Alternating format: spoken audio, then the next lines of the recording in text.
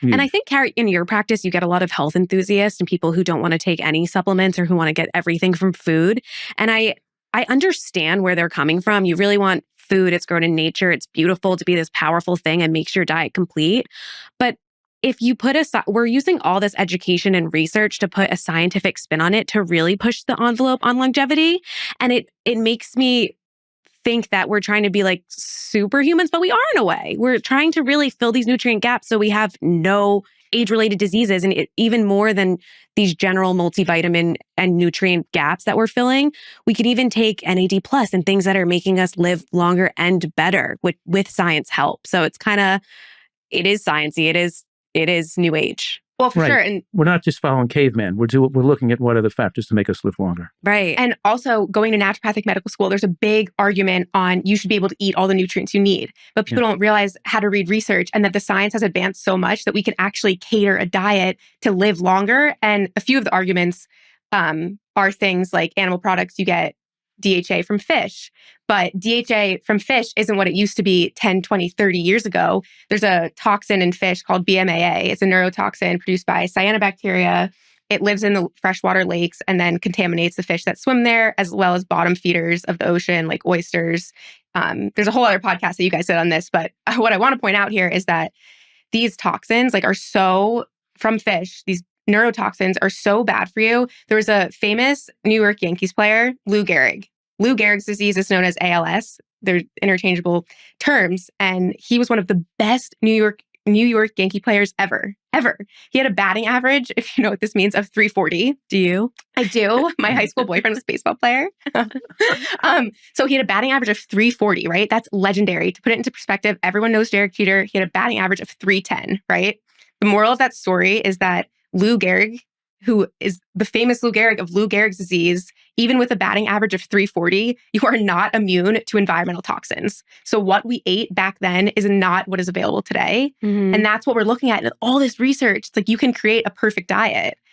And I think even 10 or 15 years ago, I might have had a couple of sardines once in a while, thinking it could get a little omega-3, but now I wouldn't touch it because we know that the digestive tract of the sardine is full of microplastics, and the average American has measurable plastic compounds that act as endocrine disruptors and have negative effect on lifespan and neurologic disease. Mm-hmm. So that's why we have a unique, because the argument in her naturopathic school and a lot of people out there saying, well, just eat some seafood then and get the DHA and the B12 and the zinc you would get from the seafood. Mm-hmm. And we're saying, oh, we'd rather supplement with it and not do it through the seafood. Let's get the clean version. Let's get a cleaner version. I even get a question from people all the time, like, isn't your diet so high in omegas? Like, you eat so many omegas, you eat flax, you eat chia, you eat walnuts, but they're just not looking at the research, because what the research shows is that flax and chia is high in ALA, which can increase your levels of EPA, but it doesn't increase your levels of DHA. That would take years and years and years. And what Dad's saying is that you need to have a sufficient DHA level for a long time.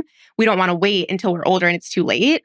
So you have to supplement with it, or you're just not going to get the right amount in your diet. Yeah, Dad really hit home with me when we were talking earlier. And because I always kind of say, like, what was nature's intention? Like, I go back to caveman, like, did they eat a little bit of fish then? They must have, and it must have been cleaner. And Dad said, Jen, cavemen might have died a bit earlier than we're living right now too. Like, they didn't just like live happy lives until they were 100 and just closed their eyes and died peacefully. Like, we don't know what kind of diseases they could have had and stuff. And the average lifespan was lower. So with science on our side, we're able to really run away from these tragic diseases and ailments and really live and push the envelope on our health span, not just our lifespan. And I think that's really key here to understand that, like, we're not bashing a vegan diet. We still think it's the best way to eat, but how can we avoid these pitfalls? It's about smart supplementation. Yeah. That's what it is. And we have resources to figure out what smart supplementation is. Yeah. And I love going back to Dad's and we origin. can check people's blood tests to make sure they're in the right range too. Totally. Right. And there's more advanced labs now too, where we can check the microplastics in someone's blood. Yeah. And I love Dad's origin too on this story, because he's really been pushing DHA and EPA supplementation for a long time. How many years? 20 years? 25 years maybe. Yeah. And I feel like you've had a lot of pushback and no one really interpreted the research like you did on this, but you feel like you're doubling down on what you said then? It's not a question of doubling down. It's a question of always looking at all of the available research and trying to make it applicable to people that I advise and make sure they do the right thing based on what the research shows. Mhm. And my extensive clinical experience taking care of large numbers of vegans over the last 40 years who come to me from all over the country, all over the world, who wanted a doctor who was sympathetic to their diet to try to help them with what problems they were developing. And I was recording on what I've seen. I have a unique experience as physicians taking care of the vegan population with elderly vegans for many, many decades. And now we're doubling down in the sense that we're saying that people who were doubters in the past, now in the last 2 years, we have tremendous more evidence documenting the seriousness of this issue. And the other issue we didn't talk about was the higher risk of stroke in vegans, which is not caused by lack of DHA, we don't think. We think it's the increased susceptibility to eating salt in your food when you're on a vegan diet. Mhm. Because the potential damage from salt is increased. And so that's what we want to talk about next, probably. We were just attacking salt actually in the kitchen yesterday. We were talking about how sometimes vegan restaurants, it is the food they make even saltier to compensate for the meat. And we started saying, which I don't know if we always tried. I think me and Kara might have been a little embarrassed, but now we're like, please, no added salt, because they just use such an insane amount of salt. And if you do that for the duration of your life and your taste buds adapt to it, and I can only imagine how many milligrams of salt that is in a lifetime. Seems like a lot. This is a lifetime exposure to sodium. Mm-hmm. We call it pack years, how many cigarettes you smoked your whole life determining your risk. And I call it salt years. Sodium years. Yeah, sodium years. Yeah. Yeah, exactly. The amount of sodium you're exposed to in your whole life. It affects your brain, the fragility of the brain. And we're talking about the new research on DHA, and now we're talking about new research on salt. Mhm. That salt is a cause of dementia, and salt is a cause of weakening the brain and linked to Alzheimer's by development of tau proteins. Yeah, It causes the tau protein, which is found in neurons, to be phosphorylated, and then they get detached and they all clump together, which is the hallmark of Alzheimer's disease. That's what you're looking for when you diagnose Alzheimer's disease. So you're seeing here that salt isn't just hurting heart health, but it's also hurting brain health. See, that is crazy because I swear, a famous doctor I literally saw on Instagram just the other day, and he turns around and goes, and salt, it doesn't matter how much salt I'm using because I'm not having sugar with it.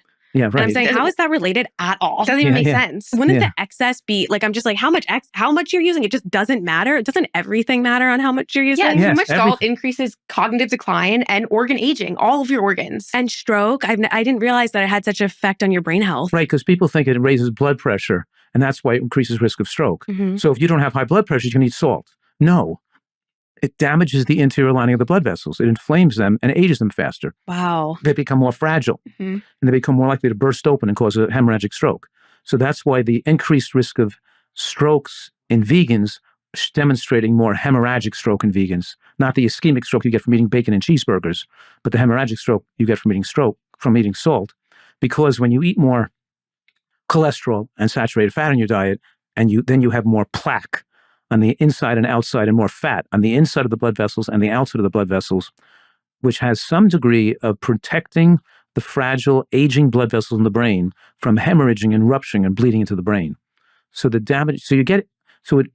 plaque prevents the salt from damaging the lining of the blood vessel to a degree. So a bad diet with a higher cholesterol could protect you against a hemorrhagic stroke as it increases the risk of ischemic stroke. But vegans die of hemorrhagic stroke because they don't have much plaque.